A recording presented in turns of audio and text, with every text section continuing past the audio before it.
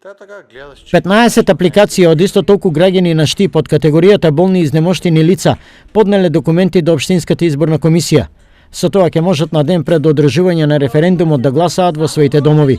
Рокот за поднесување на апликациите истекува вечерва на полноќ, информира председателот на Штипската ОИК Сенка Андреева. Сето останато кое што е стигнато до сега, слободно можеме да кажеме некаде околу 5-16 апликации или документи, но не велиме дека ќе бидат токму тие, него ќе има и мали промени или мали измени, ќе видиме до полноќ. Во меѓувреме завршија и обуките на членовите на избирачките одбори. Од постојните 80, сега бројката е сведена на 78. Да, можеме слободно да кажеме, имаме 3 припоени места, мислам дека ги знаете лани на локалните избори ги добивме тие. 3 рурални средини, правилникот под 10 жители по автоматизам се припојува до најблиското изборно место.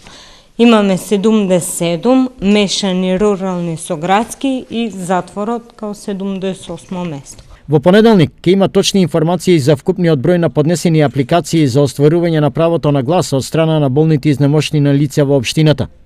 Денеска пристигнува дел од материјалот, а тоа се гласачките кутии и параваните. Доверливиот материјал, како гласачките ливчиња и останатото, се очекува да пристигне 48 часа пред денот на гласење, појасни Андреева.